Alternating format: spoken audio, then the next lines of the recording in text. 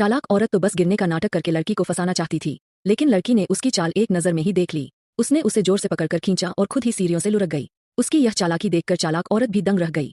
यह दृश्य देखकर सीईओ की मां तुरंत लड़की की मदद करने दौड़ी, लेकिन लड़की ने इशारे में ही बता दिया कि वह ठीक है।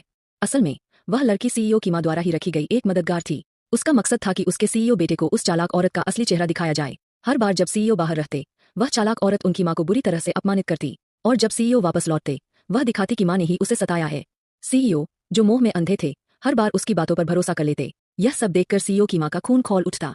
उसी समय एक पार्टी में उनकी मुलाकात लड़की से हुई। लड़की को हाल ही में एक धोखेबाज ने उसकी सारी जमा पूंजी से ठग लिया था। दोनों ने अपने दुख एक दूसरे से बांटे और बहन जैसा रिश्ता बना लिया। फिर सीईओ की मां ने उससे मदद मांगी उस चालाक औरत को हटाने के लिए। अगले दिन लड़की अपना सामान लेकर सीईओ के घर पहुंची। अंदर घुसते ही वह सीईओ से लिपट गई। यह देखकर चालाक औरत बुरी तरह भड़क गई। सीईओ ने तुरंत सफाई दी कि वह इस लड़की को जानता भी नहीं।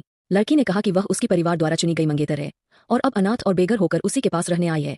मां ने भी इसकी पुष्टि कर दी, तो सीईओ को मजबूरी में लड़की को अस्थायी रूप से घर में रहने देना पड़ा। इससे चालाक औरत पूरी तरह पागल हो गई। अगले दिन सीईओ की मां ने लड़की को कंपनी में सीईओ की नई असिस्टेंट के रूप में रखवा दिया। जल भुनकर चालाक औरत ने तुरंत अपने लोगों को इकट्ठा किया और लड़की को वॉशरूम में बंद कर दिया।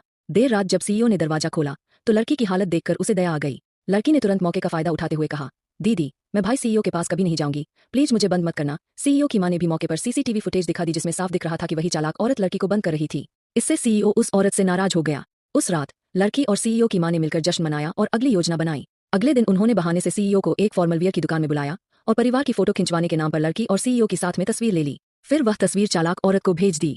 जैसे ही उसने फोटो देखी, उसे लगा कि दोनों शादी करने वाले हैं। वह तुरंत वहां पहुंची और गुस्से में सीईओ को थप्पड़ मार दिया।